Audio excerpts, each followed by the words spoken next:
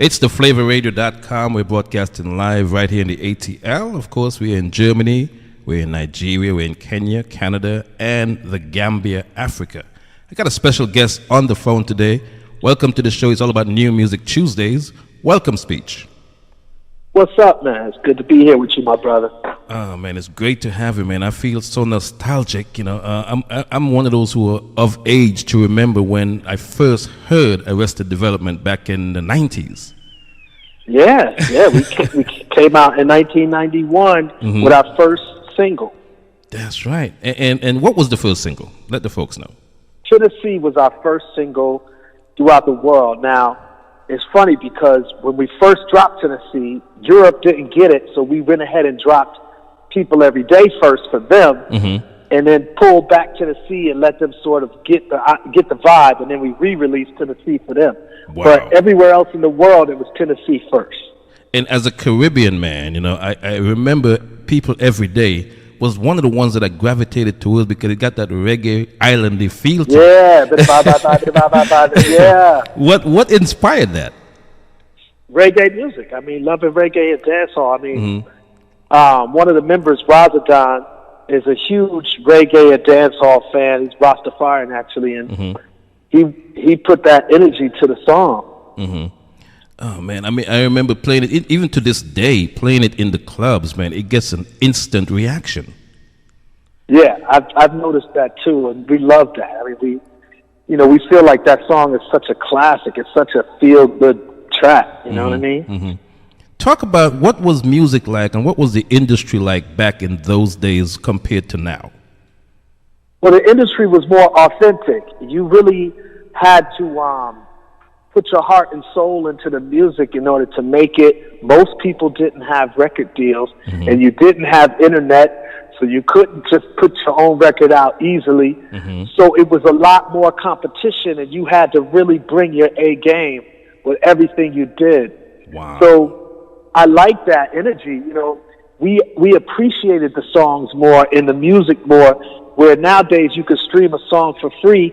We used to have to buy music back in the day, and used to have to go shop for it, like leave your house and go shop for the songs that you loved, and then you would buy the record and look at the album cover and just stare at it while you was listening to the music. It was a different experience. You were engaged in the music in a different way than a lot of the music is today. I mean, for me personally, as a person playing music back then and even playing music now, I remember going to the record store and reading the credits, turning the album around and seeing who produced it, who wrote it. Nowadays, you don't know who does all that stuff anymore. No, because the streaming services and download services don't even offer the ability for you to know who's the bass player, who's the drum machine editor, who's these things aren't known as much anymore as they used to be. And that takes some of the value from the music, even to the listeners who just think it happens magically, whereas in truth, there's a huge process. There's a lot of people involved in the making of classic music, and that's been stripped away from the music, so it cheapens the music to the audience. Wow. Once again, folks, we're talking live with Speech from Arrested Development. Talk about the name Arrested Development. We got that name from a friend of mine. His name was Shy Boy. He's still alive, so I shouldn't say was. His name is Shy Boy. And he had a punk rock group, and he called it Arrested Development, and I loved the name. I was like, man, you got a great name with that band. And then they broke up, and he didn't want to use the name. I said, bro, can I take that name and start my hip-hop group with that name? He said, man, go ahead, I'm done. Wow. And so I did, and we rolled on with that name. And the meaning of the name for me, when I was thinking of it, was that African diaspora is in a state of arrested development. We got off course ever since slavery, and we didn't do it ourselves, but we got off course. And since slavery, we've lost a lot of our power base. And so our power base in family, our power base in religion and spirituality, our power base with our natural resources, and so on and so forth. So we've been in a state of arrested development. So the music was meant to, and is meant to, bring us back, be one of those sources that could bring us back to that state of power, that state of dignity, and moving forward in a way that we were in ancient times. So it's one of those types of, names. Wow. And your first 3 singles I could remember was Tennessee, Mr. Wendell, and of course, People Every Day. Talk a little bit about Tennessee. You being here from Atlanta, how did Tennessee come into play? Tennessee was a very personal song for me because we had finished the album and we had finished every song on that album and we was about to release it, and then my grandmother died.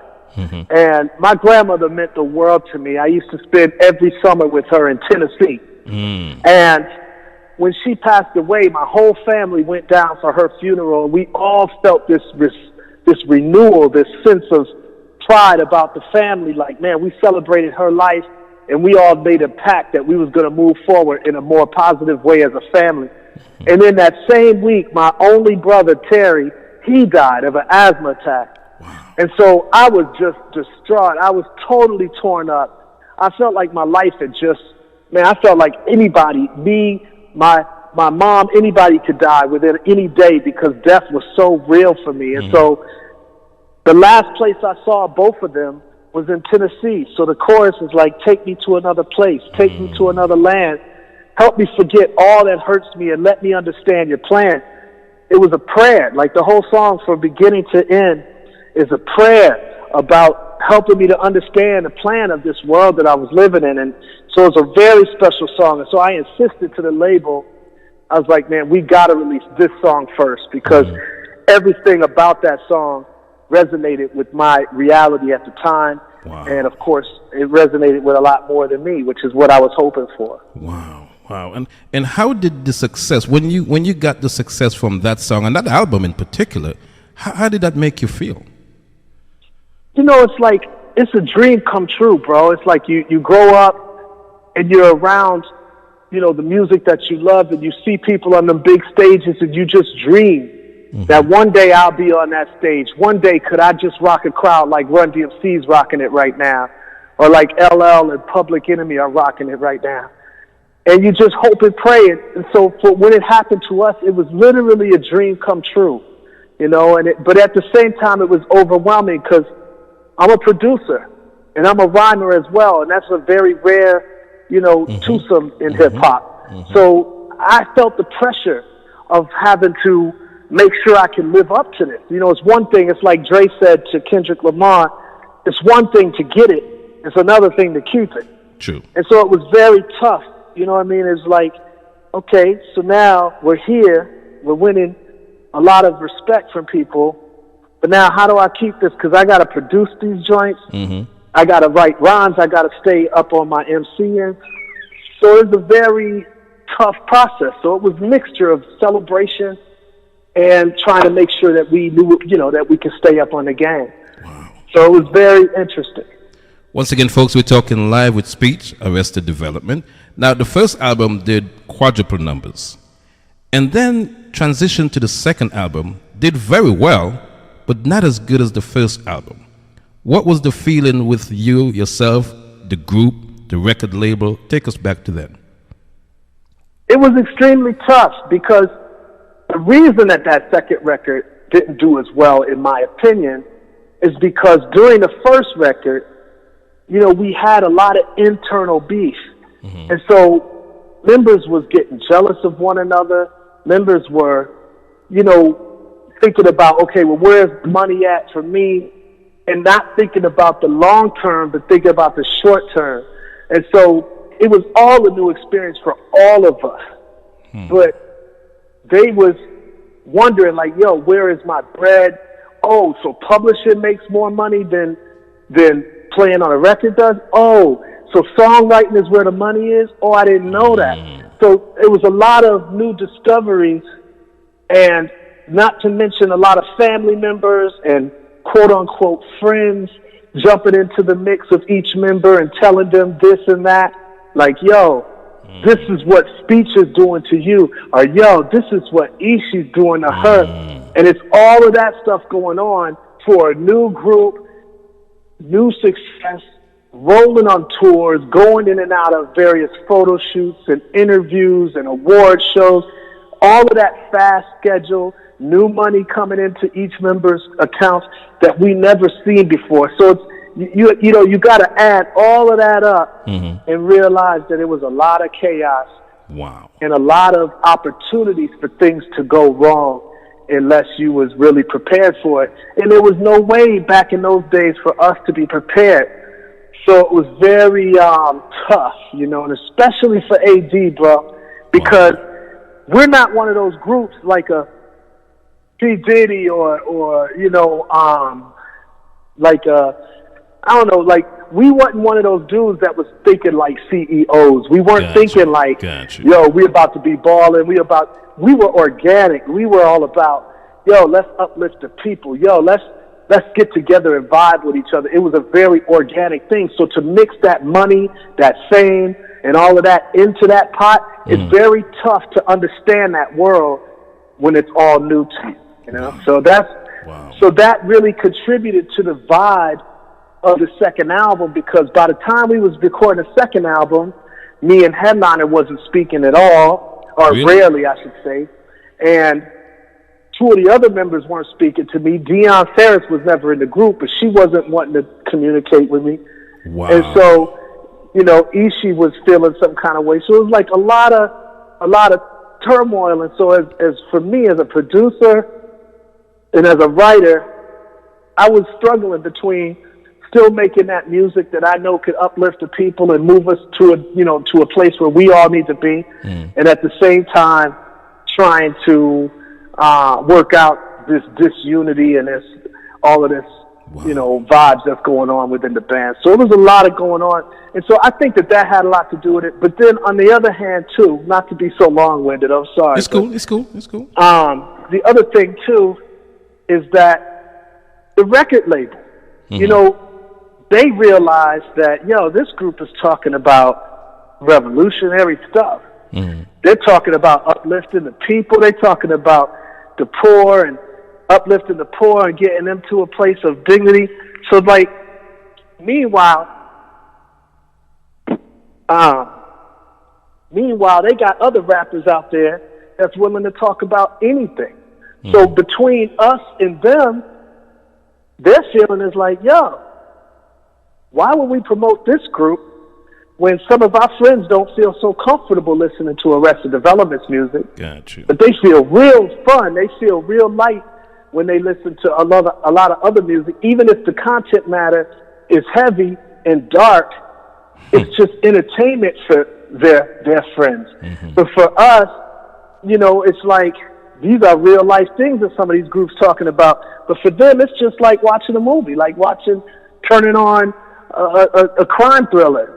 So it's entertainment for them. But for us, it's real. So it was different because our music was really trying to lift people up on the real. Whereas a lot of other music that was coming out at the time, it wasn't about uplifting. It was about killing each other. Like, if I see this nigga, I'm going to smoke him. I'm going to peel his cap. I'm going to kill him. So that music, even though it's real for us, for a lot of other people, they listen to that. It's like, oh, that's so fun. Wow. Oh, that's so entertaining. This dude talking about killing another dude. That's like a movie. I want to get into this. And they love it. And they was buying it up in huge portions. I mean, not just other people. I mean, black people was buying it too. But I'm saying, it was a vet. So I think between the two music styles, you had a choice to make as a label. And they're like, why should we push this stuff that we don't understand? This dude talk about Marcus Garvey. This dude talk about, the MOVE organization. This dude talking about the Black Panthers. I ain't into all of that. But I like this gangster stuff. This is fun. This is like, this is some cool music. Like these dudes talking about, F the police. Yeah, I like that. That's rebellious. I like that. It's cool. Wow. And I think that's what made it all, so that's what I think. I mean, that's a very good explanation. Once again, folks, we're talking live with Speech, Arrested Development. Arrested Development, the TV show, kind of confusing to folks, especially the folks in the Caribbean, because, you Google, actually would be folks anywhere, really. You Google Arrested Development, and the band comes up, but also the TV show comes up. What happened there? I'll be honest with you, bro. The day I found out that TV show existed, it freaked me and a lot of other people out. It was on Super Bowl Sunday, and I forget the exact year, but during Super Bowl, right after that team won, I forget which team won, the sports commentators were saying, yo, coming up next is Arrested Development. And I'm watching the channel, and I'm like, what? And it was the TV show, and then they were arguing back and forth. Is this a TV show or is it the group? Oh, I think it's the group. The group must have a special coming up. So it was confusion. Wow. Meanwhile, we know that we trademarked the name Arrested Development way back in 1992 or 3. So it was trademarked already. So we were very confused. And it turned out that Fox TV had went ahead, even though we trademarked the name, they went ahead and took the name for another entertainment entity. So we had to take them to court. And we took them to court because they felt like we was washed up. Maybe that, nobody cares about that group, but we care about our brand and who we are and what we stood for. So it's like we went to court and, fought them. And so we settled out of court, and they ended up going ahead and releasing the show. But, we had to make some money from that, and we did. And that was what we decided to do at the time.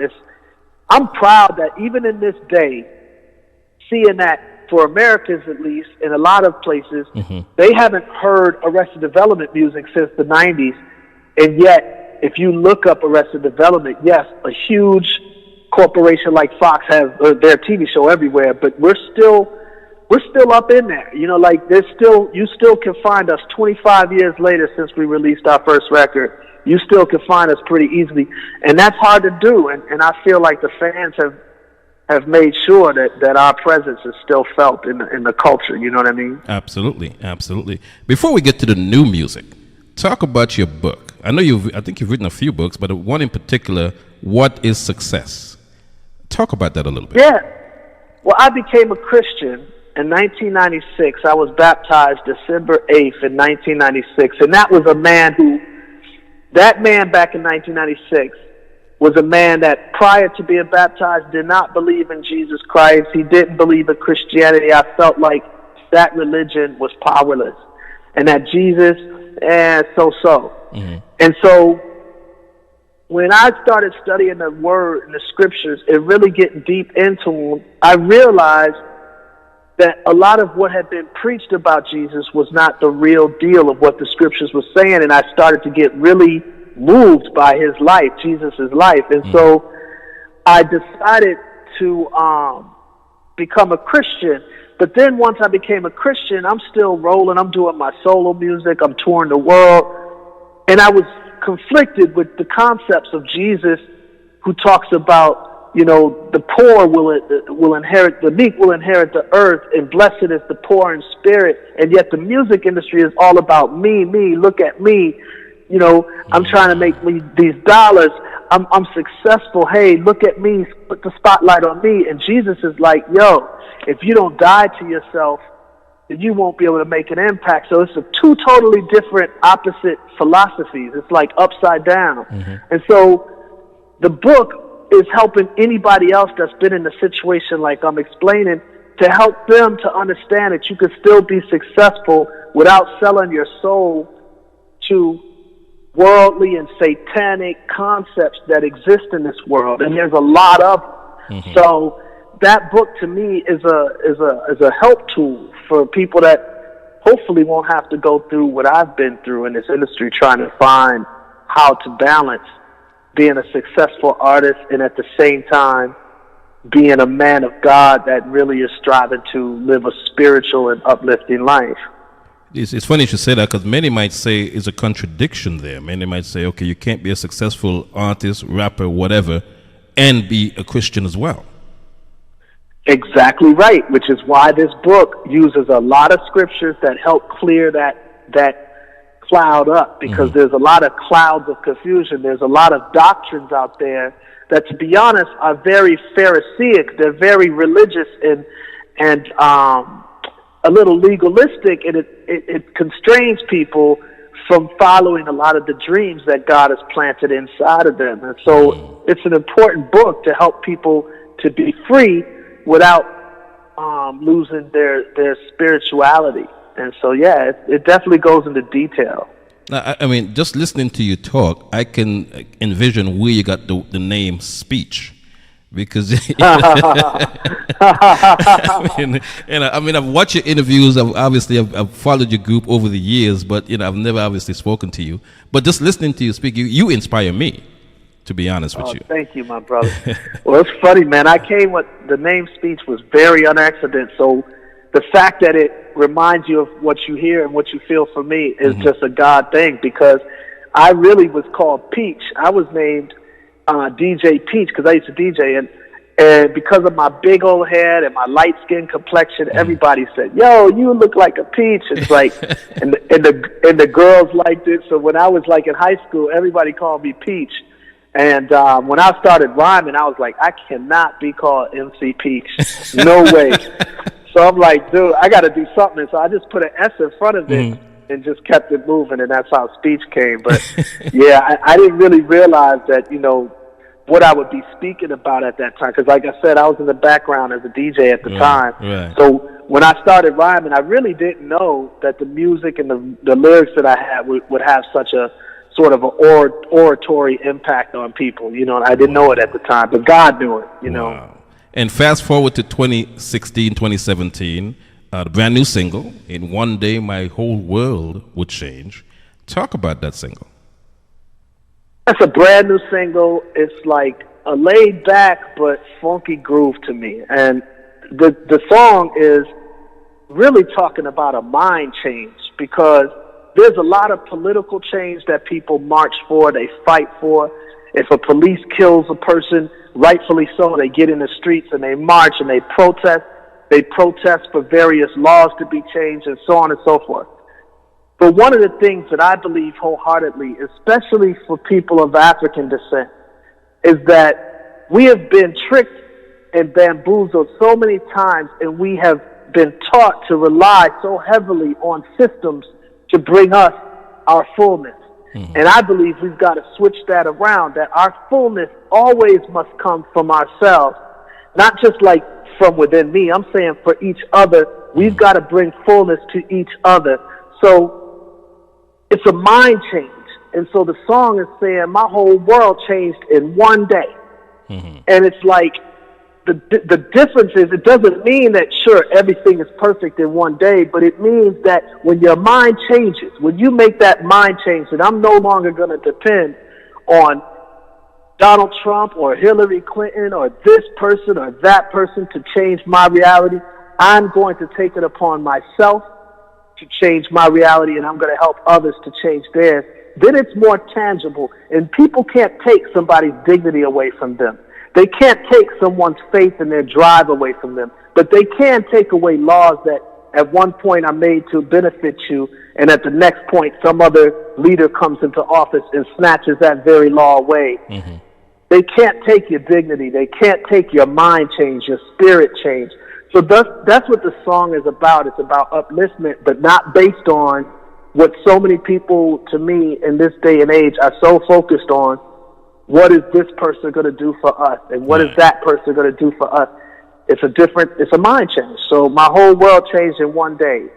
And of course, it doesn't mean everything changed in that day, but it means that your mind did change in that day. And from that point on, you was marching for a certain type of peace. And that's what the song's about. Now, is this a part of an album that's getting ready to drop? Or talk a little bit more about that project, the whole project that encompasses. We did. We're the type of group where we tend to record a lot. And then we tend to sort of cherry pick the songs that we think could come out and try to compete in the world. And so we have an album worth of material, but it's not really from a particular album. It's just one song. And we might release the rest of this material as an album, but at this point, we're just sort of focused on the song and sort of let people know, especially in certain territories in the world, that give Arrested Development another listen, brother. Keep us out. Don't relegate us to only 92, 93, 94. Let us be in 2017 and feel us out, and then we can give you some more. We'll feed you some more music as you get your mind straight about who we are, because we want people to to really feel it and let it be what it is for right now too, not just back in the 90s. But it's funny, with the music business the way it is, even back then in the 90s and even now, the way you think and your whole conviction, do you find that maybe a conflict sometimes with radio programmers and record executives? Do you have an issue? Do they have an issue with the way you think as an independent?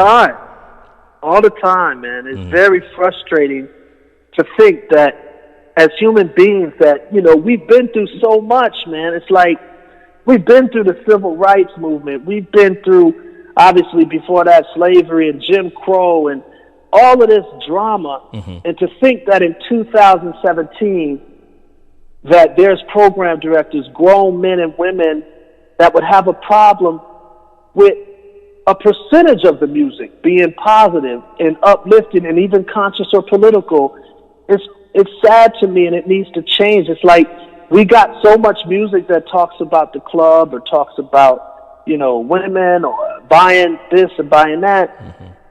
There's got to be something that represents other parts of our reality, because that's one part of the reality, but there's a lot of other realities, and there's very little music that represents that. So for me, even though it's rare that program directors are brave enough to go ahead and play the music and let people decide for themselves, like I'd be fine with them putting it on and letting the crowd call in and say, do you hate this or do you love it? That's fine. If the crowd says they hate it, then fine, don't play it. But don't not play it just thinking that ain't nobody gonna feel this. Give people a chance, because you don't know what people are, what they're going through. And so far, like when people hear the single, they love it. But you got to give people a chance to feel it, and you can't just, filter positivity and consciousness out of the airwaves today. That would be my message to program directors. And you got to become program directors again, and not just play it safe all the time with music that that pretty much sounds similar to the other stuff out there. Wow. What does Speech do when he's not doing interviews, when he's not in the studio making music? What do you do in your spare time, if you've got spare time? I do, man. In general, I do a few things. I really love spending time with my queen. My queen and I, my wife, Yolanda, we've been married for 20 years. So, 21 years actually. So we really spend a lot of time with one another. We go out to eat. I love to go to movies. I love, we do a lot of nature stuff. So whether it's working around, we live on a country plot of land here in the South, and it's about 11 acres of land. So we do a lot of outdoor work and stuff like that. But then I also got my kids, like our daughter. Her name is Zoe Renee. She's an actress, and so she's really coming up. And there's a new TV show called The Quad that's on BET, and she's one of the stars of that show. Wow, I watched that show. Yeah, well, she's a character named Noni, which is a little light-skinned girl. She plays sax. Yes, I know that character. Wow. That's my daughter. So that's my daughter. Congrats. And so our daughter and our son are both creative people, and they're doing their thing. So we like to, help build them and go hang out with them. So as far as I'm pretty much a family man and like to be around the outdoors as well. So those are things that I enjoy. Do you still get recognized when you're out in public in Atlanta or wherever you go? Every once in a while, definitely. It's so funny. I was laughing with my daughter recently because nowadays people recognize her more than they recognize me. Like it'd be me, my queen, and my daughter, and people be coming up, and I think they're about to say something to me because that's what I've been used to. Right. But now that she's coming up, it's like people are like, "Yo, I want to talk to her." So it's all good. I'm so proud. You know what I mean? Wonderful, so proud. Wonderful. What's next for you? What's next for Speech?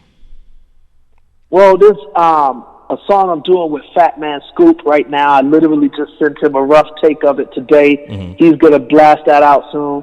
There's another record I'm doing with a gospel artist named Renee, and it's called Saved People, and that's about to drop soon.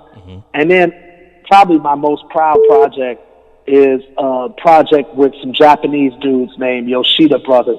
and they play the shamisen, which is a Japanese traditional guitar. And we did some really experimental but great music. It feels like blues, and it's really cool. I'm really looking forward to that. And so that's, like recording-wise, that's what's up. But touring-wise, man, we're touring a lot of places, so people can come to our website, arresteddevelopmentmusic.com, and they can check out what we're doing with that. We're doing a lot of shows.